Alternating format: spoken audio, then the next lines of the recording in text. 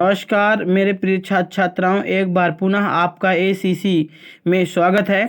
दोस्तों, आज मैं आप लोगों के लिए बहुत ही महत्वपूर्ण प्रश्न जो शरीर के लिए आवश्यक है या मानव शरीर से जुड़े हुए बहुत जरूरी महत्वपूर्ण प्रश्न मैं आप लोगों के लिए लेकर आ रहा हूं।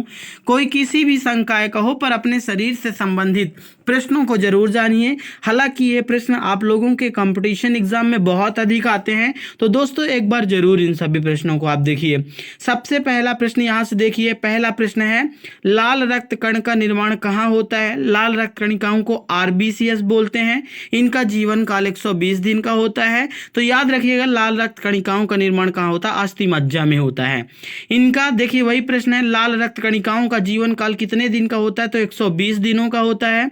श्वेत रक्त कणिकाएं डब्ल्यूबीसी का जीवन काल कितना होता है? तो डब्ल्यूबीसी का जीवन काल 1 से 4 दिन का होता है। श्वेत रक्त कणिकाओं को क्या कहा जाता है? ल्यूकोसाइट कहते हैं। ये हानिकारक रोगाणुओं का भक्षण करके हमारे शरीर की सुरक्षा भी प्रदान करती हैं। डब्ल्यूबीसी श्वेत रक्त कणिका। लाल रक्त कणिकाओं को क्या कहा जाता है? एरिथ्रियोसाइट कहा जाता है। शरीर का ताप नियंत्रक होता है हाइपोथैलेमस ग्रंथि से।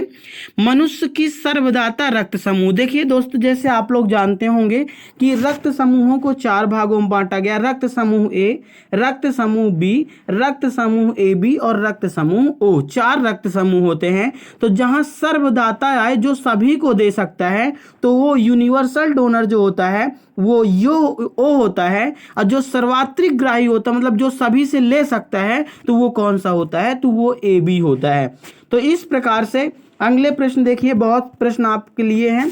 अगला प्रश्न है, मनुष्य की सर्वग्राही रक्त समूह या सर्वग्राही रक्त समूह कौन है? तो अभी मैंने बताया आपको ए बी है।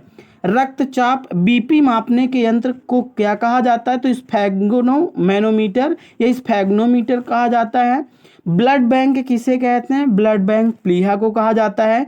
भोजन का पाचन प्रारंभ होता है, इसको मैंने देखा, यदि आपके पास 4 ऑप्शन दे दिया जाए कि भोजन का पाचन प्रारंभ होता है पहला मुख से, दूसरा लिख दिया जाए आमाशय, तीसरा लिख दिया जाए छोटी आंत और चौथी लिख दिया जाए अग्नाशय, तो अधिकांश लड़का पेट में या आमाशय टिक करेंगे, जो कि वास्तव में गलत है। क्योंकि भोजन का पाचन कहाँ से प्रारंभ होता है? तो भोजन का पाचन प्रारंभ जो होता है वो मुख से शुरू होता है। जब अपन भोजन को ग्रहण करते हैं, चबाते हैं, लार ग्रंथि मिलती है, लार ग्रंथि से लार निकलता है और इसके बाद ग्रसिका से होती है, वहां से भोजन का पचना प्रारंभ हो जाता है। पचे हुए भोजन का अवशोषण, ये 2 चीजें भी याद रखिएगा। यदि पचे हुए भोजन का अवशोषण सदैव छोटी आंत में होता है और जल का अवशोषण बड़ी आंत में होता है। पित्त रस का स्त्रावण होता है या पित्त स्त्रावित होता है तो लीवर या यकृत द्वारा। एक चीज और याद रखिएगा, यकृत जो होता है वो वसा का संचय भी करता है, इसे ऊर्जा का बैंक भी कहा जाता है। विटामिन ए कहाँ संचित होता है? तो इसका भी आंसर वही होगा, यकृत में। शरीर की सबसे बड़ी अंतःस्रावी ग्रंथि कौन? तो ये उसका आंसर भी यही होगा, यकृत। शरीर की सबसे बड़ी ग्रंथि कौन सी है? तो यकृत ग्रंथि है। दोस्तों अगला प्रश्न देखिए आप यहाँ से, सबसे छोटी ग्रंथि मास्टर ग्रंथि कहलाती है। आप सबको पता भी होगा किस ग्रंथि को मास्टर ग्रंथि कहा जाता है? तो पीयूष ग्रंथि को मास्टर ग्रंथि कहा जाता है। पिट्यूटरी, हिंदी में इसी को हम लोग बोलते हैं पीयूष ग्रंथि। मनुष्य में पसलियों की संख्या कितनी होती है? तो 12 जोड़ी होती है। शरीर में हड्डियों की कुल संख्या कितनी होती है? तो शिशुओं में जो होती है वो ज़्यादा होती, 270 से 300 के बीच में होती है, और एक वयस्क मनुष्य में 206, मतलब हम लोगों में 206 हड्डियां होती हैं। शरीर में मांसपेशियों की कुल संख्या कितनी होती है? तो कुल 639 होती हैं, और अस्थि हड्डियां पूछे तो 206 होती हैं। लार में पाया जाने वाला एंजाइम कौन सा है? तो टाइलिन एंजाइम होता है। लिंग निर्धारण कौन करता है? कौन सा क्रोमोसोम? तो यहाँ पे आपको पता है क्रोमोसोम 2 होते हैं, एक एक्स होता है, एक वाई होता है। और जब एक्स होते हैं तो वो मेल होता है, और जब एक्स एक्स हो तो वो फीमेल होता है या मादा, और जब एक्स वाई होते तो वो मेल होता है या नर। तो बाई गुणसूत्र जो होता है वो लिंग निर्धारण करता है। तो यहाँ पे लिंग निर्धारण कहाँ से होता है? तो पुरुष के बाई क्रोमोसोम से होता है।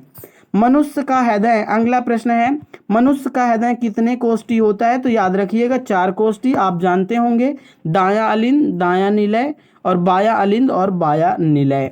अगले प्रश्न है आपके, बहुत सारे प्रश्न आप लोगों के लिए साइंस क्वेश्चंस।